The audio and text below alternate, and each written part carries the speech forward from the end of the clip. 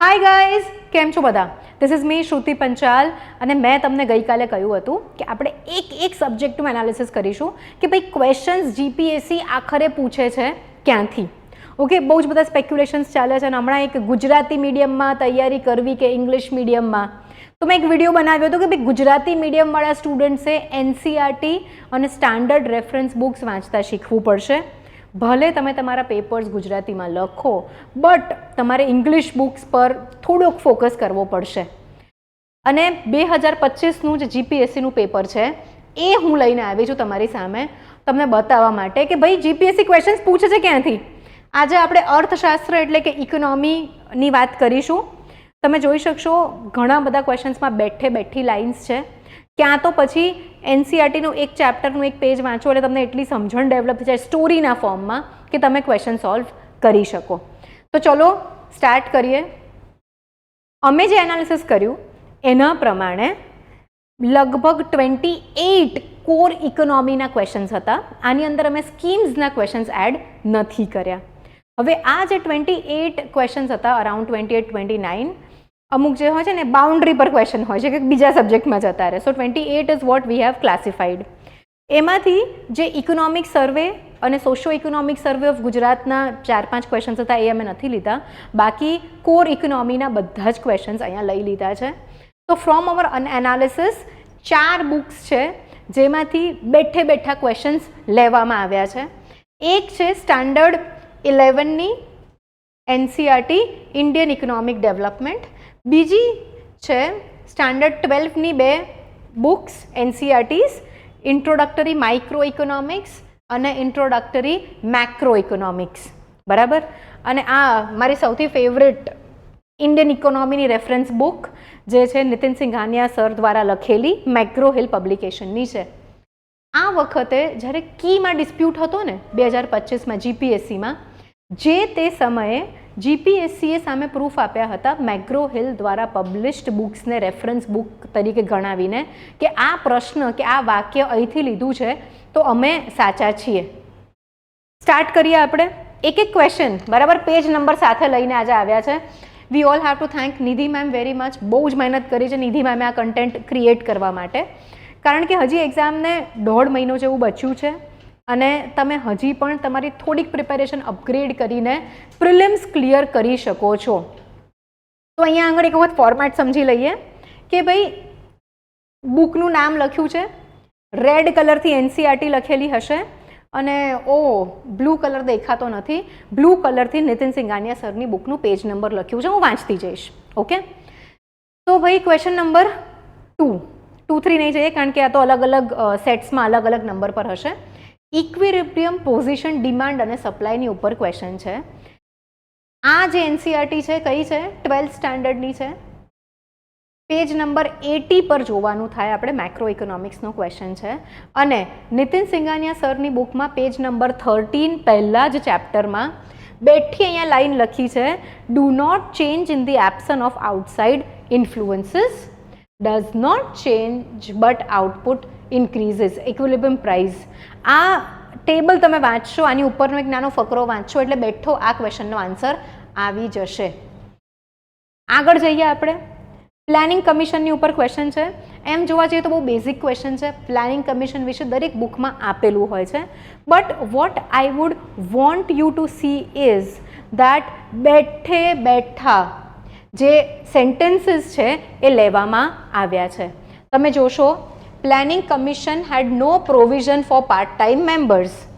No provision for part-time members. દેખાય છે? Planning Commission framed policies for states. Used to impose policy on states. હવે આ framed અને આ શબ્દ ખાલી ચેન્જ કરવામાં. બ્લુ કલરનું જોઈએ. Has a number of part-time members અને અહીંયા આગળ લખ્યું છે four full time members and maximum 2 part time members.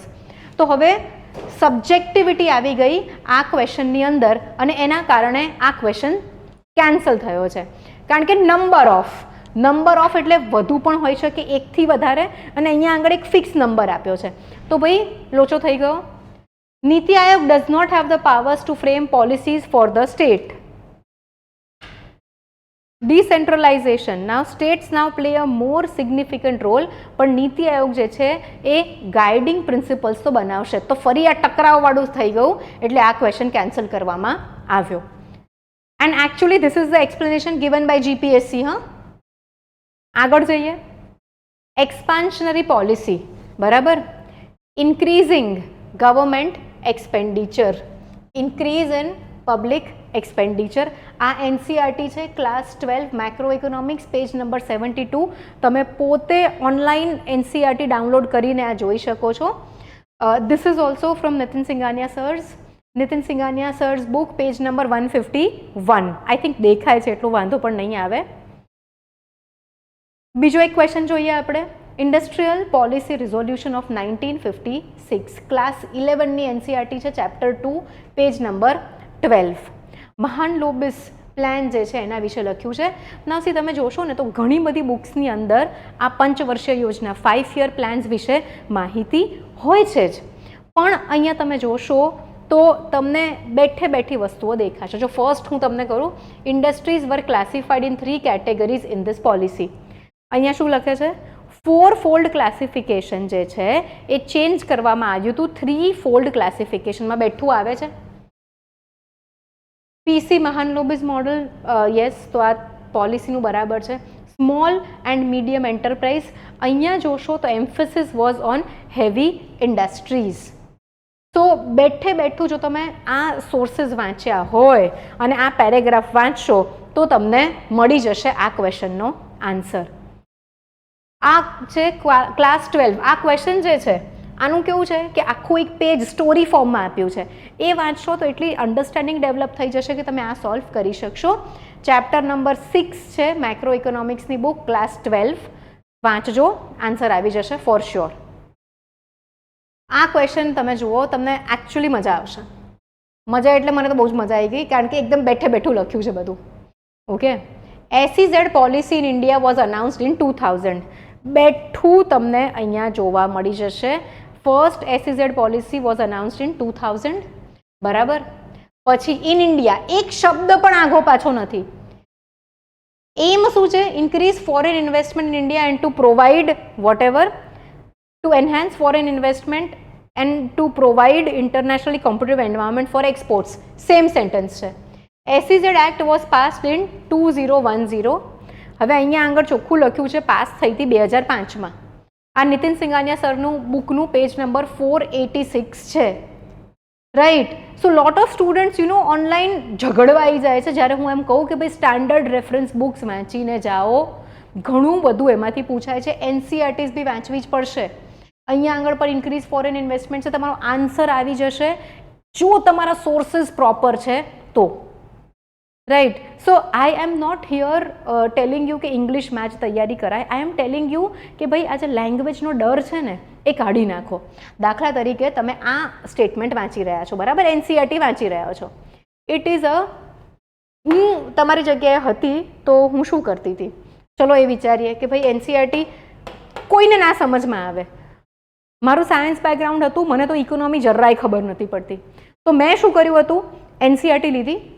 It is a geographical region, ભૌગોલિક પ્રદેશ.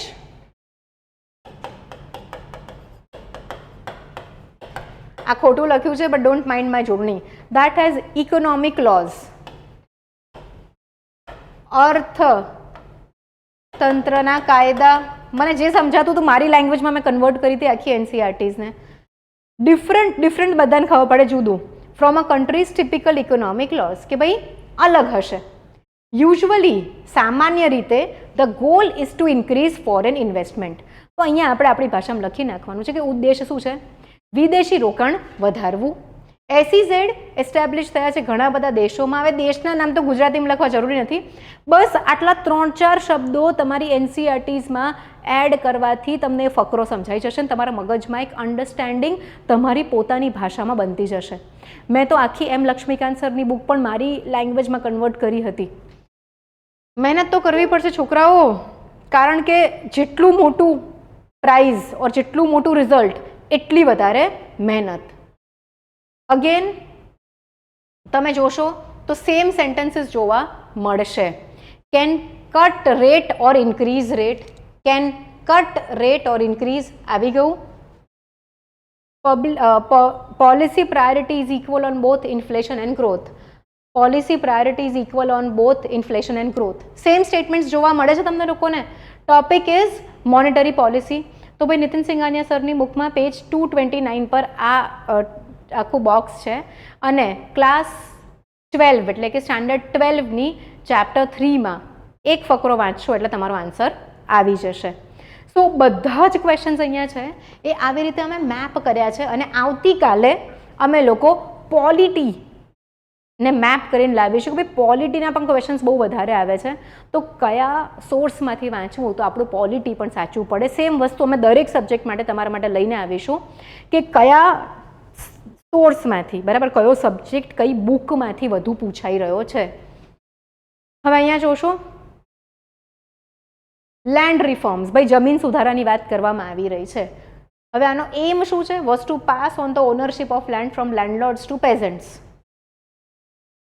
Two pass on the ownership of land from landlords to peasants. દેખાય છે? એક the આડો અવડો નથી. અને તમે આ જોવા જશો તો ભાઈ એનસીઈઆરટીનું પણ આ પેજ વાંચશો, ક્લાસ 11 ચેપ્ટર 2 પેજ નંબર 22-23, તો તમે આ આન્સર આરામથી લઈ આવશો.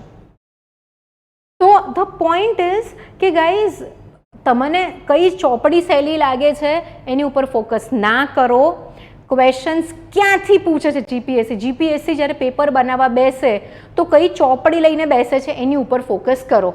જો અમારે ત્યાં આગળ બાયલિંગ્વલ બેચ હોય છે એટલે કે 60% છોકરાઓ એવા હોય જે ગુજરાતીમાં તૈયારી કરતા હોય, 40% છોકરાઓ એવા હોય જે ઇંગ્લિશમાં તૈયારી કરતા હોય અને અમે એનસીઈઆરટી અને સ્ટાન્ડર્ડ રેફરન્સ બુક્સ જ ક્લાસમાં ભણીએ છીએ.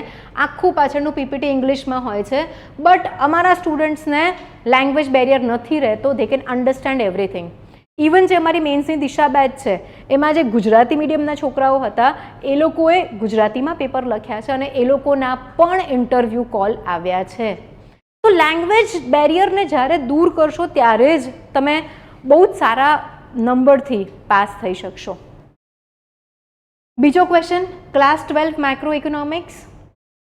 અહીંયા આગળ તમારા માટે નિધિ મેમે હાઇલાઇટ કર્યું છે. ભાઈ આ તો capital account, balance of payment.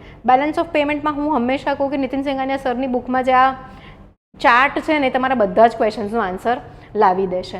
Current account, બરાબર, એક્સપોર્ટ ઇમ્પોર્ટમાં કાઉન્ટ થશે બેલેન્સ ઓફ પેમેન્ટમાં, અહીંયા કીધું છે. અને બસ ખાલી આટલું વાંચી લેશો ને. ચલો વાંચીએ. Exports and imports of service are recorded in current account. આ કરંટ અકાઉન્ટ છે. અહીંયા નીચે જોશો તો એક્સપોર્ટ ઓફ ગુડ્સ, બરાબર, આવી ગયું. બેલેન્સ ઓફ વિઝિબલ્સ અને બેલેન્સ ઓફ ટ્રેડ. તો ભાઈ ઇનવિઝિબલ સર્વિસ પર અહીંયા આવી ગયું. તો આ તમારું ચાર્ટથી સોલ્વ થઈ જાય છે. કરંટ અકાઉન્ટ સરપ્લસ ઓલવેઝ ઇક્વેટ્સ, તો એ અહીંયા એનસીઈઆરટીમાંથી સોલ્વ થાય છે. તો વાંચવું તો પડશે છોકરાઓ, મહેનત તો કરવી પડશે તો જ આ લેવલની પ્રિલિમ્સ નીકળશે. આમાં એકે એવા ક્વેશ્ચન્સ નથી કે તમે કંઈ ગોખીને આવ્યા હોય ટીક કરી શકો. હા, નીતિન સિંઘાનિયા સરની પેજ નંબર 624 અને 626 અહીંયા આગળ એફડીઆઈ વિશે પૂછવામાં આવ્યું છે. જો સીધો આન્સર આવી જશે. જો તમે આ ચાર્ટ કર્યો છે ને, આ શું કહે છે કે ભાઈ કઈ કઈ વસ્તુઓ એફડીઆઈની અંદર ગણાશે. Subsidiary of foreign companies in India, majority foreign equity holding in Indian company, portfolio investment. પહેલી વાર વાંચીએ ને સાયન્સવાળા કે આર્ટ્સવાળા તો ઇકોનોમી ના જ ખબર પડે. કોમર્સવાળા અને સાયન્સવાળા પોલિટી વાંચે ને તો એ લોકોને ના જ ખબર પડે, ભલે ને અંગ્રેજીમાં વાંચતા હોય કે ગુજરાતીમાં વાંચતા હોય. ટેકનિકાલિટી આવી જશે. આ ચાર્ટ દેખાય છે. ફોરેન ઇન્વેસ્ટમેન્ટના બે ભાગ છે, એફડીઆઈ અને પોર્ટફોલિયો ઇન્વેસ્ટમેન્ટ. પોર્ટફોલિયો ઇન્વેસ્ટમેન્ટ એફડીઆઈનો ભાગ છે જ નહીં. સિમ્પલ. જો તમે સાચો સોર્સ ફોલો કરશો. અને ગાઈઝ હા સાંભળી લો, મારા પપ્પાની નથી મેગ્રો હિલ પબ્લિકેશન કે તમે જો આ ચોપડી લેશો વાંચશો કે નથી એનસીઈઆરટી, બરાબર, મારી ownership. I am not propagating મારા ઇન્સ્ટિટ્યૂટનું publication. I am just telling you કે શું વાંચવાનું છે. ગવર્મેન્ટનું પબ્લિકેશન અને ગવર્મેન્ટ એક્ઝામ જેને સ્ટાન્ડર્ડ રેફરન્સ બુક ગણે છે એ બુક વાંચવાની છે. હજી તો જુઓ આવા 30 સ્લાઇડ બનાવી જ નિધિ મેમ, આપણે 14 પર જ પહોંચ્યા છે. મને લાગે છે હું કઈને થાકી જવાની છું કે ભાઈ એનસીઈઆરટી વાંચો, સ્ટાન્ડર્ડ રેફરન્સ બુક વાંચો. મેં બહુ ટ્રાય કર્યો તમને સમજાવવાનો પણ મને થયું આજે તો છે ને હું પ્રૂફ લઈને આવું તો જ તમે સમજશો, બરાબર. ક્વોન્ટિટેટિવ ટૂલ્સ આ તમે જોશો તો class 12 micro economics chapter 3 page number 42. Incorrect પૂછ્યું છે, આવી વાંચવાનું હા આપણે. ક્વોન્ટિટેટિવ ઇન્સ્ટ્રુમેન્ટ્સ, ક્વોન્ટિટેટિવ ટૂલ્સ ઓર ઇન્સ્ટ્રુમેન્ટ સેમ જ વસ્તુ થઈ જાય. અહીંયા આગળ આપ્યું છે અને એમાંથી જ આન્સર આવી જાય છે. નીતિન સિંઘાનિયા સરની બુકમાં page number 226 and 227. Again reserve requirements, this increase money supply, RBI increases RRR and CRR and vice versa.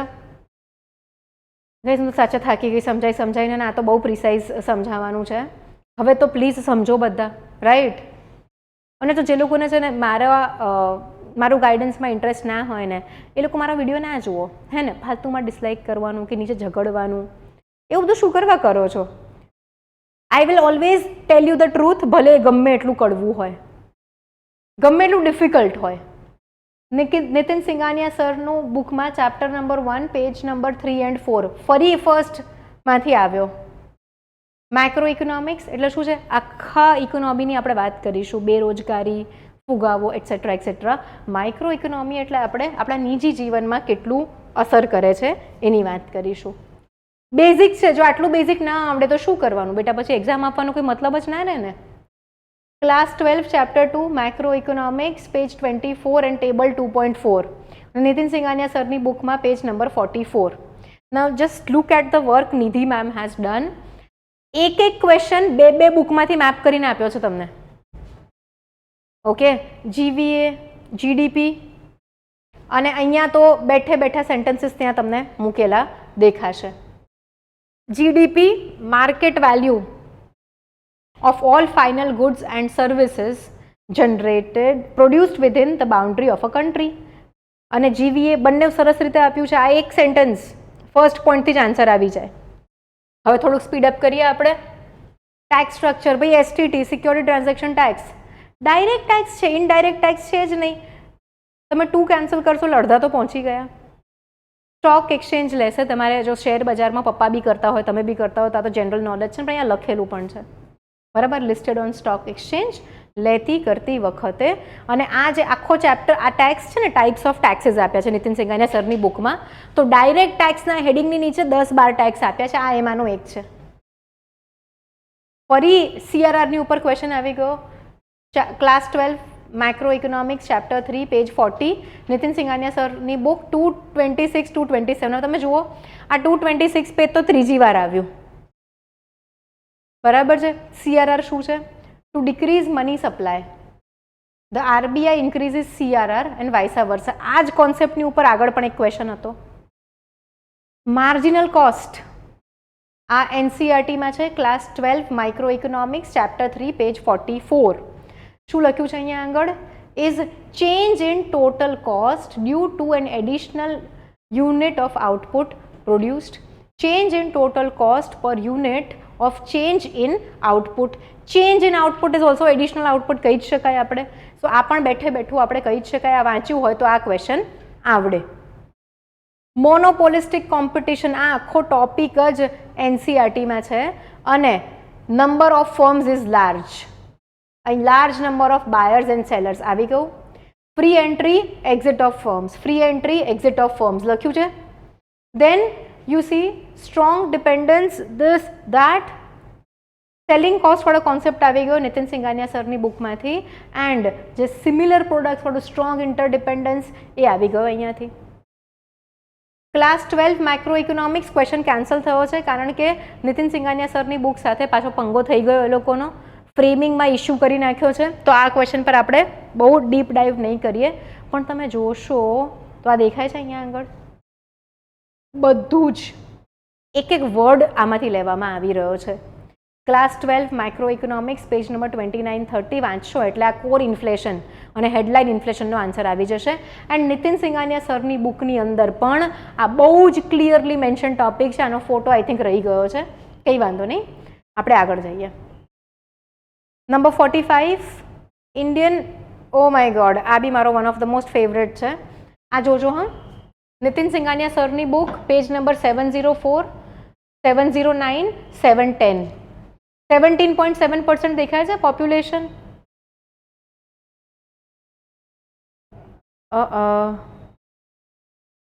Green colour છે આ રહ્યો, સોરી મને અહીંયા લાઇટ પડતી હતી ને, આ ટ્યુબલાઇટ છે અહીંયા 5. India accommodates around 17.7% of the world's total population. આ છે સેમ સેન્ટેન્સ. પછી યલોમાં જઈએ. In 1966 a separate department was established called this, અને પછી લોંગ ટર્મ ઓબ્જેક્ટિવ શું લખ્યું છે 2070. હવે આ વાંચશો તો લોંગ ટર્મ ઓબ્જેક્ટિવ 2045 લખ્યું છે, 70 નહીં. અલા 70 સુધી આટલા જ રેટે પોપ્યુલેશન વધશે તો ક્યાં જઈને ઊભા રહીશું આપણે. Class 12 macro economics general idea લેવાનો છે. કન્ઝમ્પશન, એક્સપેન્ડિચર, ડિસ્પોઝેબલ ઇન્કમ, અને નીતિન સિંઘાનિયા સરની બુકમાં તો ભાઈ આ ચેપ્ટર 1 ની અંદર આ એક્સપ્લિસિટલી આપેલું છે. આગળ જઈએ. પબ્લિક પ્રાઇવેટ પાર્ટનરશિપની ઉપર પૂછવા આવ્યું છે. Policies and projects under PPP are regulated by department of economic affairs, ministry of finance. Same statement દેખાય છે. Well defined allocation of risk between public and private entities. Well defined allocation of risk between private and public entities. Can you see the similarities between the question and the books જે અમે recommend કરીએ છે? Incorrect પૂછે છે ફરું. Class 11 Indian Economic Development chapter 6 page 99 અને નીતિન સિંઘાનિયા સરની book page number 52. તો જોવા જઈએ. Primary sector in urban areas, industry sector has the largest chunk of workforce. અહીંયા ખાલી આ એક શબ્દ બદલી નાખ્યો છે, has the largest chunk of workforce છે. પછી બીજો, overall the primary sector has largest proportion of workforce employed. Primary sector has the largest proportion of workforce employed. Same statement. yellow વાળું જોઈએ હવે આપણે. In blue અને yellow છે. In rural work area, workforce is primarily engaged in the primary sector. In rural area, workforce is mainly engaged in the primary sector. છોકરાઓ દેખાય છે બેઠે બેઠા સ્ટેટમેન્ટ્સ દેખાય તમને લોકોને? અને આ બધા ચાર્ટ બી જોવાના, એમાંથી પણ ઘણા બધા આન્સર્સ આવી જશે. નીતિન સિંઘાનિયા સરની બુક પેજ નંબર 390. હવે મને એવું થાય છે કે જો મેગ્રો હિલ પબ્લિકેશનના શેર મળતા હોત ને તો હું ખરીદત આવતીકાલે. આટલા બધા ક્વેશ્ચન્સ જો આ બુકમાંથી આવતા હોય અને આટલા બધા એસ્પિરન્ટ્સ પરચેસ કરીને રીડ કરતા હોય, અને ઇકોનોમિક્સનો ચેપ્ટર છે તો આવો મને વિચાર આવી ગયો. ચલો પાછા આવી જઈએ આપણે. નીતિન સિંઘાનિયા સરની book page number 390. 22 crops under MSP, kharif, rabi, other. અને શુગર કેન તો એફઆરપીમાં આવશે, ફેર રેમ્યુનરેટિવ પ્રાઇસીસ, અને આ તો બધી જ બુક્સમાં હશે. બટ કેટલું ક્લેરિટી સાથે આપ્યું છે તમે એ જુઓ છોકરાઓ. So thank you very much and I hope આટલા બધા પ્રૂફ આપ્યા પછી હવે તમે બિલીવ કરશો કે કયા સોર્સમાંથી જીપીએસસી ક્વેશ્ચન્સ પૂછે છે. પોલિટી, જ્યોગ્રાફી પણ ફટાફટ લઈને આવી રહ્યા છે અમે. સેમ વેમાં સેમ સેન્ટેન્સીસ ક્યાંથી ઉઠાવ્યા છે એ પણ લઈને આવીશું. Thank you for watching. અને ભાઈ આજે તો હું કહીશ કે ભાઈ લાઈક કરો, ફોલો કરો, તમારી તૈયારી જો એકદમ પાક્કી કરવી હોય તો. Thank you very much guys. See you tomorrow. Bye bye.